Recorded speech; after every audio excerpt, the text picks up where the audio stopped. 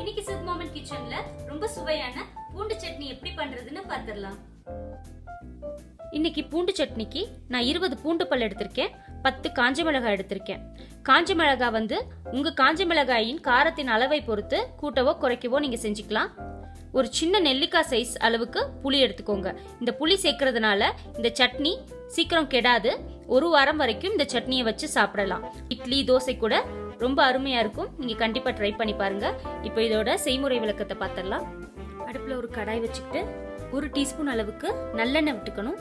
இந்த சட்னிக்கு நல்லெண்ணெய் மட்டும்தான் யூஸ் பண்ணணும். நல்லெண்ணெய் தான் ரொம்ப சுவையா இருக்கும். இப்போ எண்ணெய் கொஞ்சம் காஞ்சாச்சு. முதல்ல காஞ்ச மிளகாயை போட்டு வறுத்து எடுத்துக்கலாம். நம்மையும் வரமிளகாவையும் பூண்டையும் தனித்தனியா வதக்குறோம்னா, நம்ம அம்மியில அரைக்கிறதா இருந்தா வரமிளகாவையும் பூண்டையும் ஒன்னா வதக்கி அம்மியில ஒன்னா அரைச்சிடலாம். நம்ம மிக்சியில அரைக்கிறதுனால வரமிளகாயில உள்ள விதையெல்லாம் அரைப்படாம அப்படியே இருந்துரும். அதனால முதல்ல வரமிளகாயை நல்லா வரட்டி தனியா மிக்சியில அடிச்சுட்டு அதுக்கப்புறமா பூண்டை வதக்கி அதோட சேர்த்து அரைக்க போறோம். நம்ம அதிகமா தண்ணி ஊத்தாததுனால இந்த மெத்தடை ஃபாலோ பண்றோம்.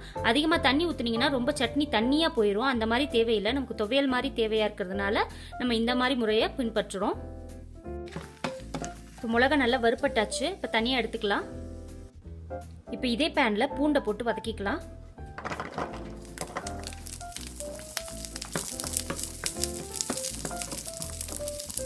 இப்போ பார்த்தீங்கன்னா பூண்டு நல்லா வதங்கியாச்சு. மிளகாய் நல்லா அரைப்பட்டாச்சு. இப்போ இது கூட பூண்டை சேர்த்தாச்சு. நம்ம வச்சிருந்த புளியவும் இது கூட சேர்த்துக்கலாம். உப்பு தேவையான அளவு சேர்த்துக்கலாம். சிறிதளவு தண்ணி சேர்த்துக்கலாம். பாத்தீங்கன்னா துவையல் நல்ல கலர்ஃபுல்லா அரைச்சு ரெடி ஆயாச்சு. இப்போ இதை தாளிச்சுக்கலாம். நம்ம வதக்கின அதே பேன்ல ஒரு குழிக்கரண்டி அளவுக்கு நல்லெண்ணெய் சேர்த்துக்கணும்.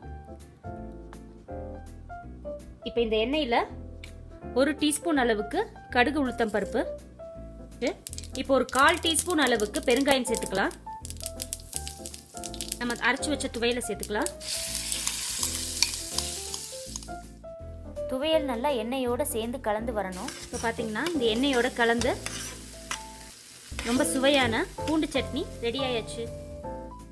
உங்களுக்கு இந்த வீடியோ பிடிச்சிருந்துச்சுன்னா சித் மோமன் கிச்சனுக்கு சப்ஸ்கிரைப் பண்ணுங்க அண்ட் மறக்காம பக்கத்துல உள்ள பெல் ஐகானை ஆன் பண்ணிடுங்க. என்னோட வீடியோ உங்களுக்கு உடனுக்குடனே வரும். தேங்க்ஸ் ஃபார் வாட்சிங்.